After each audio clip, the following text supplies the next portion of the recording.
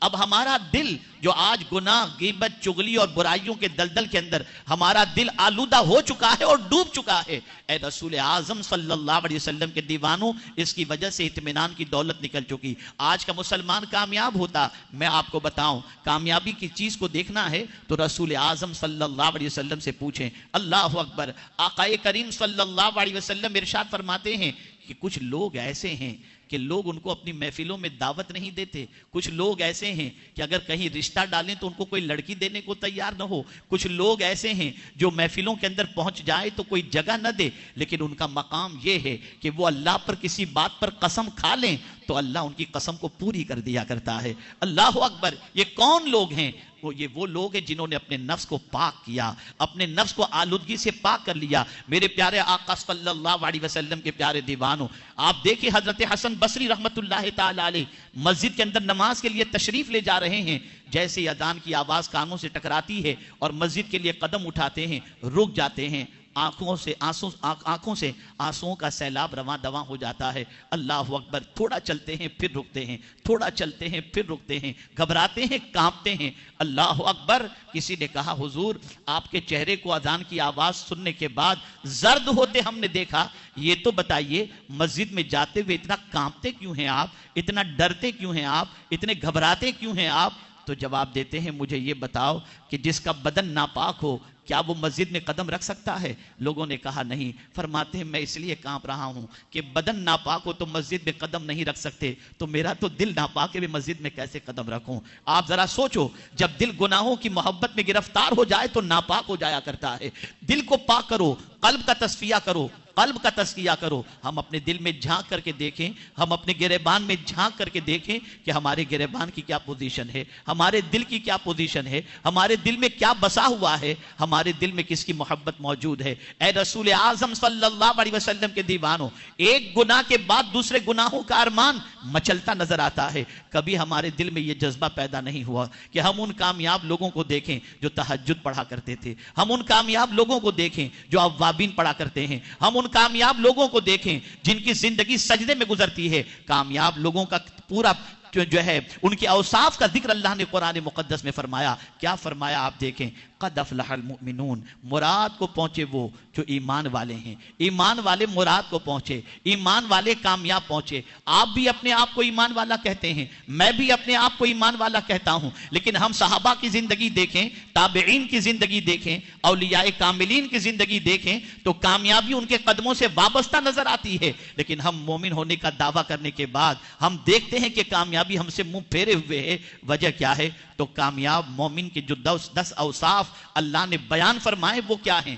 پہلا وصف کامیاب کے بارے میں فرمایا الذین هم فی صلاتہم خاشعون، جو خشوع کے ساتھ نماز ادا کرتے ہیں۔ اللہ اکبر۔ کسی نے بہت خوب کہا ہے، ان سے شکایت کی گئی کہ حضرت نماز میں مجھے سکون نہیں ملتا۔ کسی نے کسی بزرگ سے کہا حضور نماز میں مجھے سکون نہیں ملتا۔ جواب میں انہوں نے بڑی پیاری بات فرمائی، فرماتے ہیں سکون سے نماز پڑھ تجھے سکون مل جایا کرے گا۔ جو لوگ کہتے ہیں نماز میں سکون نہیں ملتا، وہ سکون سے نماز پڑھتے ہی کہاں ہیں؟ کبھی نماز کے اندر آسمان کو دیکھ رہے ہیں، کبھی دائیں دیکھ رہے ہیں، کبھی بائیں دیکھ رہے ہیں۔ آج ہی میں ایک حدیث مبارکہ پڑھا، رونگٹے کھڑے ہو گئے۔ بخاری شریف کی یہ حدیث ہے، آقا کریم صلی اللہ علیہ وسلم ارشاد فرماتے ہیں جو شخص حالت نماز کے اندر آسمان کی طرف دیکھتا ہے، ڈر ہے کہ اس کی آنکھوں کی روشنی چھین نہ لی جائے۔ اور حضرت انس رضی اللہ تعالیٰ عنہ سے سرکار صلی اللہ علیہ وسلم نے فرمایا اے انس، حالت نماز میں ادھر ادھر نہ دیکھا کرو، حالت نماز میں ادھر ادھر نہ دیکھنا، اس لیے کہ ڈر ہے کہ اس کی وجہ سے ہلاکت نصیب ہو جائے۔ اور ایک بزرگ فرماتے ہیں جو حالت نماز کے اندر آگے دیکھتا ہے، کنکھیوں سے دیکھتا ہے، ادھر ادھر دیکھتا ہے، تو اللہ کی رحمت اس بندے سے کہتی ہے، بلکہ اللہ عز و جل فرماتا ہے کیا مجھ سے بھی اچھا کوئی ہے جسے تو دیکھ رہا ہے؟ تو کامیاب مومن تو وہ ہے جس کی نماز کے اندر خشوع موجود ہو۔ خشوع کے دو طریقے ہیں، ایک ظاہری خشوع، ایک باطنی خشوع۔ ظاہری خشوع کیا ہے؟ تو ظاہری خشوع یہ ہے کہ آپ کا وضو درست ہو، آپ کے کپڑے صحیح ہوں، آپ حالت نماز میں اپنے پائچوں سے کھیلتے نہ ہوں، اپنے پائجامے سے کھیلتے نہ ہوں، پوری توجہ کے ساتھ نماز پڑھ رہے ہوں. اور باطنی خشوع یہ ہے کہ آپ کی توجہ کعبے کی طرف نہیں، رب کعبے کی طرف ہو. جب آپ کی کیفیت یہ بن جائے گی کہ حالت نماز کے اندر دائیں بائیں دیکھنے کی بجائے، ادھر ادھر دیکھنے کی بجائے اور دوسری چیزوں کی طرف متوجہ ہونے کی بجائے، اگر حالت نماز میں جیسے چہرہ کعبہ کی طرف آپ نے کیا ہے، دل اگر رب کعبہ کی طرف آپ نے کر لیا اور نماز کے اندر گریہ طاری ہوا، رب کی محبت غالب آ گئی اور یہ تصور ہو گیا کہ میں اپنے رب کے حضور حاضر ہوں اور میرا مولا مجھے دیکھ رہا ہے، میں اس کے سامنے کس طرح سے ادب سے کھڑا رہوں. اگر اس تصور کے ساتھ انسان نماز پڑھتا ہے تو یہ پہلی صفت وہ ہے کہ جس کے بارے میں قرآن کہتا ہے کہ اگر تمہیں کامیاب مومن کو دیکھنا ہے تو ان کی نمازوں کو دیکھ لو، ان کی نماز کے اندر خشوع موجود ہوگا اور یہی خشوع اس کامیاب مومن کی سب سے بڑی علامت ہے. رسول گرامی وقار صلی اللہ علیہ وسلم کے صحابہ کے پیروں پر تیر چلا دیے جاتے، لیکن ان کو پتہ نہیں ہوتا، وہ نماز کے اندر اتنے مصروف ہوتے. اور آج ہمارے یہاں سچویشن کیا ہے؟ آپ ذرا دیکھیں، بہت سارے لوگ جن کا ارجنٹ میں کوئی کام ہوتا ہے اور کوئی نماز پڑھ رہا ہوتا ہے، وہ انتظار نہیں کرتے، اس کو بول دیتے ہیں بھئی جلدی سے پڑھا کر کے وہاں آ جانا. نماز میں اس کی توجہ کو اپنی بات کی طرف مبذول کراتے ہیں. آپ دیکھتے ہوں گے، یا تو پھر کوئی نماز میں اسے جانا ہے گھر چھوڑ کر، دیکھو میں پرچہ لکھ کے رکھ کے چھوڑ کے جا رہا ہوں، ذرا پڑھ لینا. وہ نماز پڑھ رہا ہے اور آپ اپنی بات کی طرف متوجہ کروا رہے ہیں. دونوں گنہگار ہیں کہ دونوں کو اللہ عز و جل کل بروز قیامت پوچھے گا، اور وہ جو متوجہ تھا اس کی توجہ کو ہٹانے والے سے اللہ عز و جل فرمائے گا کیا مجھ سے بھی زیادہ تیری اہمیت کو تو سمجھ رہا تھا، یا تیری بات کو کہ مجھ کی میری طرف متوجہ بندے کو تو اپنی طرف متوجہ کر رہا تھا. آپ ذرا سوچو، ہمارے یہاں یہ ساری چیزیں ہو رہی ہیں. مجھ سے ایک صاحب نے پوچھا کہ حضرت میں 5 وقتہ نماز کا پابند ہوں اور کوشش کرتا ہوں تہجد بھی پڑھوں، لیکن میری زندگی کے اندر قرار نہیں ہے. تو میں نے بہت نرمی سے ان کو سمجھایا، بہت ہائیلی کوالیفائیڈ اور بہت بڑا چارٹرڈ اکاؤنٹنٹ، وہ فورین کے اندر وہ بڑی پوسٹ پر فائز، اس کو اللہ نے بہت نوازا بھی ہے. وہ میرے پاس آئے سمجھنے کے لیے کہ میں کیا کروں. میں نے کہا ایک ہوتا ہے نماز پڑھنا اور ایک ہوتا ہے کنیکٹ ہو کر کے نماز پڑھنا. ہم جو نماز پڑھتے ہیں وہ کنیکٹ ہو کر کے نہیں پڑھتے، ہمارا رابطہ اللہ سے جڑتا نہیں ہے، ہم ایک ایکسرسائز کرتے ہوئے نظر آتے ہیں. جب ہم کنیکٹ ہو جائیں گے اللہ عز و جل سے اور پھر نماز پڑھیں گے تو پھر رب قدیر سکون کی دولت عطا فرما دے گا. ہم کنیکٹ نہیں ہوتے، نماز بھی پڑھتے ہیں اور اس سے غافل بھی رہتے ہیں. یہ میرے پیارے آقا صلی اللہ علیہ وسلم کے پیارے دیوانوں، سب سے بڑی، کیا ہم تھوڑی دیر کے لیے بھی اپنے رب سے اپنا تعلق مضبوط نہیں کر سکتے؟ تو نماز میں خشوع، اب میں آپ کو بتاؤں مومن کی نماز کیسی ہوتی ہے. اس کی نماز میں خشوع ہوتا ہے، اس کی نماز میں خضوع ہوتا ہے، اس کا دل گریوزاری کرتا ہے، آنکھوں سے آنسو نکلتے بھی ہیں اور نماز میں اپنے رب کی طرف وہ متوجہ ہوتا ہے. اب میں آپ کو بتاؤں کہ منافق کی نماز کیسی ہوتی ہے، تاکہ ہم محسوس کر سکیں کہ نماز پڑھ کر کے بھی ہم کامیاب کیوں نہیں ہیں. تو قرآن منافق کی نماز کے بارے میں کہتا ہے اذا قاموا الی الصلاۃ قاموا کسالی، جب وہ نماز پڑھتے ہیں تو سستی کے ساتھ نماز ادا کرتے نظر آتے ہیں. اب میں آپ سے پوچھنا چاہتا ہوں کہ جو منافق کی نماز کا طریقہ ہے، اگر وہی طریقہ ایمان والا اپنا لے تو کہاں سے کامیاب ہوگا؟ نماز جب پڑھو سکون کے ساتھ پڑھو، خشوع اور خضوع کے ساتھ پڑھو، اللہ عز و جل سے لو لگا کر کے پڑھو، پھر دیکھنا یہی نماز بے حیائی سے بھی روکے گی اور بری باتوں سے بھی روکتی بھی نظر آئے گی. تو کامیاب وہ بندہ ہے، وہ مومن ہے جس کی نماز کے اندر خشوع موجود ہے. دوسری بات قرآن نے کہی والذین هم عن اللغو معرضون، جو لغویات سے اعراض کرتے ہیں. لغو فضل کام، خاص توجہ چاہوں گا اس چیز پر، جو فضل کام سے اعراض کرتے ہیں بچتے ہیں.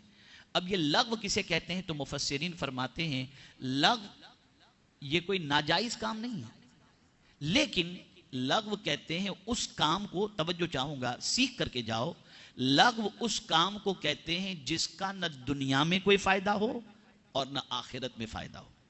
توجہ چاہوں گا، لغو اس کو کہتے ہیں، فالتو فضل اس کو کہتے ہیں جس کا نہ دنیا میں کوئی فائدہ ہو اور نہ آخرت میں فائدہ ہو، بھلے وہ کام حرام نہ ہو لیکن لغو فضل. جیسا کہ آج کا مسلمان رات کو کہیں بیٹھ کر کے گپ شپ کرنے بیٹھ جاتا ہے. کیا کرتے ہیں؟ ٹائم پاس کر رہے ہیں. یہ لغو ہے. آؤ چلو کیرم کھیل لیتے ہیں، آؤ چلو تھوڑی دیر بیٹھ کر کے یہ فلاں چیز دیکھ لیتے ہیں، فلاں کام کر لیتے ہیں. کوئی دینی چیز نہیں ہے، نہ دینی فائدہ ہے نہ دنیاوی فائدہ. تو لغو چیزوں سے جو اعراض کرے قرآن کی روشنی میں وہ کامیاب ہے. اور اگر آج کے مسلمانوں کا جائزہ لیا جائے تو مور دین 95% مسلمان جو ہے وہ لغو کے اندر اپنی زندگی گزارتے نظر آتے ہیں. ایسے کام میں زندگی گزارتے ہیں جس کام کا نہ دنیاوی کوئی فائدہ ہے نہ اخروی کوئی فائدہ ہے، اور مسلمان اپنا ٹائم اس کے اندر پاس کرتا ہوا نظر آتا ہے. قرآن کہتا ہے جو مومن کامیاب ہیں وہ کون سے مومن ہیں؟ جو لغو سے پرہیز کرتے ہیں، فضول کاموں سے پرہیز کرتے ہیں. میرے پیارے آقا صلی اللہ تعالی علیہ وسلم کے پیارے دیوانوں، تو جب فضول کاموں سے پرہیز کرنے پر اللہ کامیابی عطا کرتا ہے اور وہ چاہتا ہے کہ فضول کاموں سے بچے، تو جو لوگ حرام کام کرتے ہیں، اللہ اور اس کے رسول کے حرام کردہ چیزوں کے اندر گرفتار ہیں، ناجائز کام کرتے ہیں، اللہ انہیں کیسے کامیابی عطا فرمائے گا؟ اللہ تو یہ چاہتا ہے کہ جو میرے محبوب کے دیوانے ہیں ان سے کوئی فضول کام ہو نہیں، بلکہ وہ جو بھی کام کریں اس کا فائدہ دنیا میں بھی انہیں نصیب ہو اور آخرت میں بھی نصیب ہو. میرے پیارے آقا صلی اللہ تعالی علیہ وسلم کے پیارے دیوانوں، اسی لیے اللہ کے رسول صلی اللہ علیہ وسلم نے فرمایا اسلام کے حسن کے اندر یہ ہے کہ لا یعنی باتوں کو چھوڑ دیا جائے. یعنی یہ اسلام کا حسن ہے. پتہ یہ چلا جو مسلمان ہوگا وہ فضول کاموں میں اپنا وقت ضائع نہیں کرے گا، جو مسلمان ہوگا وہ فضول کاموں میں وقت خرچ نہیں کرے گا، جو مسلمان ہوگا وہ فضول چیزوں سے اپنے آپ کو بچاتا ہوا نظر آئے گا، جو مسلمان ہوگا وہ لغویات سے پرہیز کرتا نظر آئے گا. مجھے ایک بزرگ کا واقعہ یاد آ رہا ہے، اللہ اکبر. وہ کئی دنوں تک تو زندگی اپنی روٹی کھانے میں گزارتے رہے، پھر روٹی سے جتنی قوت ملی بیٹھ کر کے سوچنے لگے کہ میں روٹی کھاتا ہوں تو روٹی کو چبانے میں جو وقت جاتا ہے، کیا روٹی کے ذریعے جتنی طاقت مجھے ملتی ہے میں کوئی ایسی چیز اپنی زندگی میں استعمال کروں کہ روٹی سے ملنے والی قوت جتنی قوت مجھے نصیب ہو جائے اور میرا وقت بچ جائے. تو انہوں نے سوچا کہ میں ایک مشروب تیار کر لیتا ہوں جسے میں پی لوں تو پینے میں میرا وقت اتنا بچ جائے گا کہ روٹی چبانے میں اتنا وقت جو جاتا ہے اتنا وقت میں اللہ کی تسبیح کر سکتا ہوں. تو اللہ اکبر، انہوں نے کاؤنٹنگ کیا روٹی چبانے میں جتنا وقت گزرتا ہے ایک لقمے کے چبانے میں کئی بار سبحان اللہ وہ کہہ سکتے ہیں. تو انہوں نے اس کے بعد سے مشروب پی کر پینا شروع کر دیا اور اتنا وقت اللہ کی تسبیح میں خرچ کرنا انہوں نے شروع کیا. اللہ والوں، اس لیے وہ کامیاب تھے. اس کا مطلب یہ نہیں کہ آپ بھی روٹی کھانا چھوڑ دیں، نہیں. جب مقام بلند ہو جاتا ہے سوچ بڑی ہو جایا کرتی ہے. میرے پیارے آقا صلی اللہ علیہ وسلم کے پیارے دیوانوں، اسی لیے اللہ عز و جل کے ہر بندے کو اللہ اپنی دوستی کا تاج نہیں عطا کرتا. جب مقام بہت بلند ہو جاتا ہے کہ بندہ فرائض سے نکل کر نفل کی طرف بڑھنا شروع کر دیتا ہے اور پوری رات جب عبادت اور ریاضت میں گزارنے لگتا ہے تو اللہ تعالیٰ معرفت کے دروازے اس کے لیے کھول دیتا ہے. ہمارا اور آپ کا سکون اچھی غذاؤں کے اندر ہے اور اللہ والوں کا سکون اللہ کے ذکر کے اندر موجود ہوا کرتا ہے. میرے پیارے آقا صلی اللہ علیہ وسلم کے پیارے دیوانوں، اس امت کی ناکامی کی سب سے بڑی وجہ یہ کہ اگر ہم 24 گھنٹے کے اندر، ایک دن اور رات کے اندر اگر ہم جائزہ لیں کہ اپنا کتنا وقت فضول کاموں میں خرچ کرتے ہیں تو پتہ چلے گا کہ ہمارا 90% یا 80% وقت فضول کاموں میں خرچ ہوتا ہے. یہ واٹس ایپ ہی کو لے لیجئے، موبائل ہی کو لے لیجئے،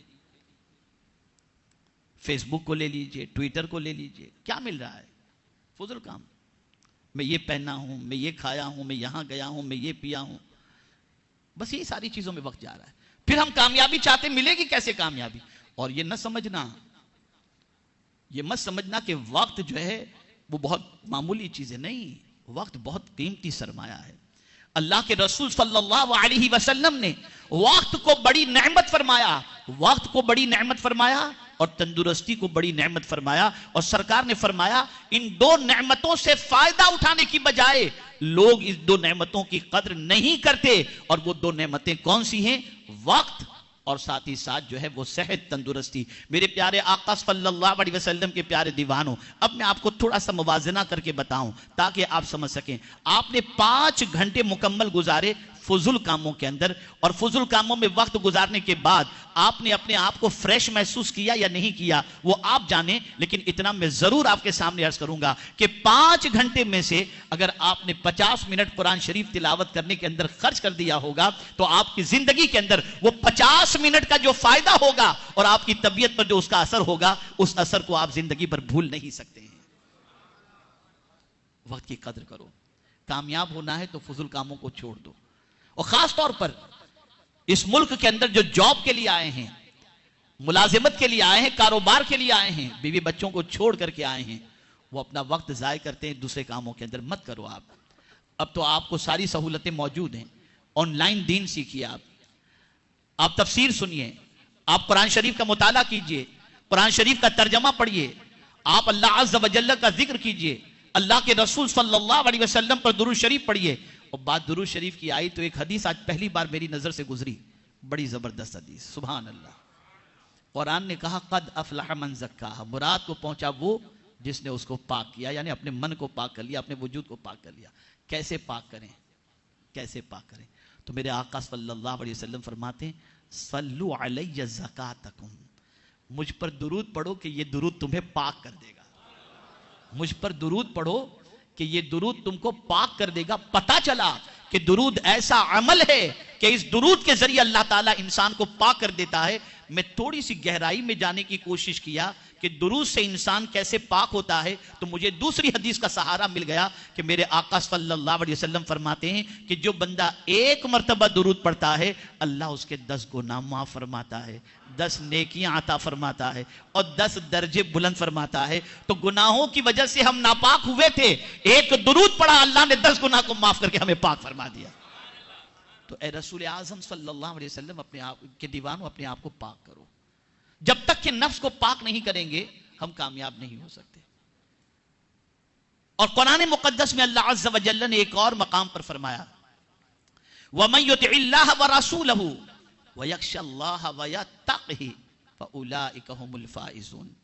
अल्लाह अज़्ज़ व जल्ल इरशाद फरमाता है जिसने अल्लाह की इताअत की और अल्लाह के रसूल सल्लल्लाहु अलैहि वसल्लम की इताअत की और अल्लाह से डरा, बेशक वही कामयाब हैं। पता चला कामयाबी अगर चाहिए तो नफ्स की नहीं सुनना, अल्लाह की बात माननी और अल्लाह के रसूल की बात माननी है। और जो अल्लाह और उसके रसूल की बात मानेगा, कुरान ने उसको कामयाबी का मुज़्दा अता कर दिया, उसे कामयाबी की जमानत अता फरमा दी। मेरे प्यारे आका सल्लल्लाहु ताला अलैहि वसल्लम के प्यारे दीवानों, कभी हमारे जहन में ये बात आई कि गुनाहों की वजह से हमारा मन नापाक हो चुका है, हमारा वजूद नापाक हो चुका है, हम इसे पाक करें? हम तो कपड़ों की पाकी की फिक्र करते हैं, हम तो बदन की पाकी की फिक्र करते हैं, लेकिन ए रसूल आज़म सल्लल्लाहु अलैहि वसल्लम के दीवानों, अपने वजूद को गुनाहों के धब्बों से पाक करो। ये गुनाहों के धब्बे वो धब्बे हैं जिसकी वजह से इंसान का दिल सियाह हो जाता है और इंसान के जिस्म से सुकून रुखसत हो जाया करता है।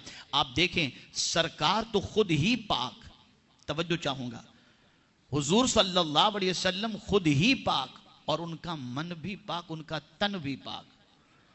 कि आला हजरत कहते हैं तू जो चाहे तो अभी मैल मेरे दिल के धुलें कि खुदा दिल नहीं करता कभी मैला तेरा।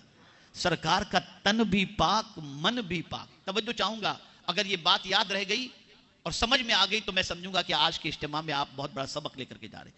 तन भी पाक, मन भी पाक और खुद को पाक करने वाला अल्लाह ने बनाया भी। हुजूर सल्लल्लाहु अलैहि वसल्लम मुज़क्की बनकर आए। कुरान कहता है कमा अरसलना फीकुम रसूलन मिनकुम यतलू अलैकुम आयातिना व युज़क्कीकुम, कि ये रसूल तुम्हें पाक करते हैं। अल्लाहु अकबर। तवज्जो चाहूंगा, हुजूर भी पाक करने वाले, खुद भी पाक, तन भी पाक, मन भी पाक और खुद पाक करने वाले। लेकिन दुआ क्या करते हैं अल्लाह की बारगाह में? हुजूर अल्लाह की बारगाह में दुआ क्या करते हैं? कुर्बान जाइए उम्मत की तालीम के लिए दुआ बताइए। अल्लाह की बारगाह में दुआ करते अल्लाहुम्मा आति नुफूसना तक़वाहा व ज़क्किहा फ़इन्नका खैरुम मन ज़क्काहा। खुद मुज़क्की होने के बावजूद भी अल्लाह की बारगाह में दुआ करते हैं कि अल्लाह मुझे अपना तक़वा अता फरमा और मेरे नफ्स को पाक फरमा दे। मुज़क्की होकर तज़किये की दुआ अल्लाह की बारगाह के अंदर फरमाते हैं और अल्लाह की बारगाह में दुआ करते हुए अर्ज़ करते हैं कि अल्लाह तुझसे बेहतर पाक करने वाला कौन हो सकता है? वो जो खुद पाक करने वाले आए फिर भी पाकी की दुआ करते हैं और हमारा मन भी नापाक, ہمارا تن بھی ناپاک، ہمارا کپڑا بھی ناپاک، لیکن کبھی ہم پاک ہونے کی دعا اللہ کی بارگاہ میں کرتے بھی نہیں اور پاک رہنے کی فکر بھی نہیں کرتے. بلکہ بعض ظالم تو ایسے نوجوان ملیں گے کہ اگر ان سے کہا جائے نماز پڑھ لو، ہم ناپاک ہیں، ہم ناپاک. من کو پاک کرو اور تن کو پاک کرو، گناہوں سے اپنے آپ کو بچاؤ، گناہوں سے اپنے آپ کو بچاؤ. اگر کامیاب ہونا چاہتے ہو تو گناہوں کے دھبے جسم پر نہ لگیں، گناہوں کی محبت دل میں پیدا نہ ہونے دو. میرے پیارے آقا صلی اللہ تعالی علیہ وسلم کے پیارے دیوانوں، اسی کے ساتھ ساتھ جس نے معصیت کے اندر اپنے وجود کو گھیر لیا، چھپا لیا، قرآن کہتا ہے کہ وہ خسارے کے اندر ہے. تو ہم ناکام اس لیے ہیں کہ ہمارے وجود کو گناہ گھیرے ہوئے ہے. ہمارے وجود کی پوزیشن ایسی ہے کہ ہم جہاں بیٹھتے ہیں وہاں بھی گناہ، جہاں جاتے ہیں وہ بھی گناہ کے مراکز، اور زندگی بھی گزرتی ہے تو گناہوں کے اندر، جس کی وجہ سے ہم ناکام ہیں. اگر کامیاب ہونا ہے تو آج تک زندگی میں جو گناہ ہوئے ہیں اس سے اللہ کی بارگاہ میں سچے دل سے توبہ بھی کرنی چاہیے، اور ساتھ ہی ساتھ اپنے من کو پاک کرنے کی کوشش کرنی چاہیے. میرے پیارے آقا صلی اللہ علیہ وسلم کے پیارے دیوانوں، یہاں سے کامیابی کا ایک عظیم تصور ہمارے سامنے آیا، اور وہ تصور یہ ہے کہ یہ جتنی مادی چیزیں ہیں، ان چیزوں کو ہم کامیابی کا ذریعہ جو سمجھتے ہیں، حقیقت میں وہ چیزیں کامیابی کے ذریعہ نہیں ہیں. حقیقت میں کامیابی وہ ہے کہ انسان اپنے من کو پاک کر لے، انسان اللہ عز و جل کی بندگی خشوع اور خضوع کے ساتھ کرے، اور پھر اس کے بعد اگر کچھ نہ بھی ہو دنیا کی چیزیں تب بھی اللہ کے نزدیک وہ کامیاب ہے. اب یہاں پر ایک بات عرض کر کے میں اپنی گفتگو ختم کرتا ہوں. شاید کہ یہ بات آپ کو یاد بھی رہے گی اور آئندہ سے آپ کی سوچ میں ایک تبدیلی بھی پیدا ہوگی، اور وہ سوچ یہ ہے، ہر انسان چاہتا ہے مجھے عزت ملے، اور توجہ چاہوں گا، کون عزت کرے؟ مالدار عزت کریں، سرمایہ دار عزت کریں، تخت و تاج والے عزت کریں. غریب تو سب کی عزت بیچارہ کرتا ہے، غریب تو کرتا ہی ہے، لیکن آدمی غریب کے نزدیک معزز ہونا نہیں چاہتا، مالدار کے نزدیک معزز ہونا چاہتا ہے. بڑی پیاری بات کسی مفکر نے کہی ہے، اگر یاد رہ جائے تو میں سمجھوں گا کہ بہت بڑا سبق لے کر آپ جا رہے ہیں. وہ مفکر کہتے ہیں تم کمزوروں کو عزت دو، مفکر کہتے ہیں تم کمزوروں کو عزت دو، اللہ طاقتوروں سے تمہاری عزت کروائے گا. تم کمزوروں کو عزت دو. جو سیٹھ ہیں وہ غریبوں کو اور نوکروں کو عزت دینا شروع کریں، جو مالدار ہیں وہ غریبوں کو سلام کرنا شروع کریں. پھر آپ دیکھیے آپ کی زندگی میں کتنی تبدیلی پیدا ہوتی ہے، پھر آپ کو کتنا سکون نصیب ہوتا ہے. سوچ تھوڑی سی بدلو. اور جب میں مدینے کے تاجدار صلی اللہ علیہ وسلم کی حیات طیبہ کو دیکھتا ہوں تو عقل دنگ رہ جاتی ہے کہ سرکار صلی اللہ تعالی علیہ وسلم فرماتے ہیں ابغونی فی ضعفائکم، میرے غلاموں مجھے تلاش کرنا ہو تو معاشرے میں تم میں جو کمزور ہیں نا، ان کمزوروں میں مجھے تلاش کرو، کمزوروں میں مجھے تلاش کرو. آپ اندازہ لگائیں میرے پیارے آقا صلی اللہ تعالی علیہ وسلم کے پیارے دیوانوں، عرض کرنے کا منشا یہ ہے کہ یہ بات ذہن کے اندر بٹھا لو، نماز میں خشوع اور خضوع اختیار کرو، فضول کاموں سے اپنا رشتہ توڑ دو، اور اسی کے ساتھ ساتھ اللہ اور اس کے رسول جل جلالہ وصلی اللہ علیہ وسلم کی اطاعت کرو. انشاءاللہ العظیم رب قدیر کامیابی عطا فرمائے گا. مال ہو یا نہ ہو، سرمایہ ہو یا نہ ہو، میں یہ نہیں کہتا کہ آپ مال نہ کماؤ، لیکن مال کے بعد اگر آپ کے پاس سکون نہیں ہے تو اس کی سب سے بڑی وجہ یہ ہوتی ہے کہ آپ نے اللہ اور اس کے رسول کی اطاعت سے روگردانی کر لی. لیکن مال کے ساتھ ساتھ اگر آپ کامیابی چاہتے ہیں اور سکون چاہتے ہیں تو اللہ کی بھی اطاعت کریں، اللہ کے رسول صلی اللہ تعالی علیہ وسلم کی اطاعت کریں، اور اپنا وقت ضائع کرنے سے، برباد کرنے سے اپنے آپ کو روکیں کہ قیامت میں اللہ عز و جل وقت کے بارے میں بھی سوال پوچھے گا کہ بندے تو نے اپنا وقت، اپنی عمر کس کام کے اندر خرچ کی. اس کا خیال رکھیں اور اللہ کی بارگاہ میں ہمیشہ دعا کریں کہ اللہ تعالی ہم سب کے نفس کو پاک فرمائے، اور پروردگار سے بہتر پاک کرنے والا کون ہے. اور ہمارے دلوں پر گناہوں کے دھبے جو لگ چکے ہیں تو ہمیں چاہیے کہ ہم اللہ عز و جل کے پیارے حبیب صلی اللہ علیہ وسلم کی دعا کو اپناتے ہوئے اللہ کی بارگاہ میں دعا کرتے رہیں. اللہم آتی نفوسنا تقواہا وزکیہا فإنک خیر من زکاہا انت ولیجہا ومولاہا انت ولیجی فی الدنیا والآخرہ توفنا مسلما والحقنا بالصالحین. اور ایک خاص بات اور میں آپ کو بتا دوں، جب کبھی فضل کام کے لیے طبیعت چاہے تو اس سے بچیں کیسے؟ اس کا نسخہ بھی بتا دو. فضول کام کے لیے طبیعت چاہے تو اس سے بچیں کیسے؟ کوئی نسخہ بھی تو ہونا چاہیے نا. اب اس کو ایک مثال کے ذریعے سمجھاؤں. مسجد کے اندر ایک بندہ پہنچا اور مسجد کی چٹائی ٹوٹی ہوئی تھی. چٹائی ٹوٹی ہوئی تھی. اب وہ بندہ جو مسجد میں پہنچا وہ ٹوٹی ہوئی چٹائی سے کھیلنا اس نے شروع کر دیا. ایک مولانا صاحب نے دیکھا کہ یہ بچہ ٹوٹی ہوئی چٹائی سے کھیل کر چٹائی کو اور توڑ رہا ہے. یہ بیٹا یہ مت کرو، ایسا نہیں کرنا چاہیے، مسجد کی چٹائی کا نقصان ہوتا ہے. وہ سنا، چھوڑ دیا. جیسے مولانا صاحب وہاں گئے پھر اس کی انگلیوں میں حرکت شروع ہو گئی، پھر وہی کرنے لگا. تو اب چھوڑا تو نہیں وہ، تو اب کرنا کیا چاہیے؟ کرنا یہ چاہیے کہ یہ ٹوٹی ہوئی چٹائی سے جو کھیل رہا تھا اس کے ہاتھ میں تسبیح دے دو. کرنا تو ہے نا اسے کچھ بھی. اب کچھ کرنے کو صحیح کرنے کو نہیں ہوگا تو غلط کرے گا، اور غلط کی جگہ پر صحیح کرنے کے لیے آپ نے تسبیح دے دی، تو اب وہ چٹائی سے کھیلنے کی بجائے تسبیح پر درود شریف پڑھے گا. تو فضول کاموں سے بچنے کا بہترین طریقہ یہ ہے کہ اپنے آپ کو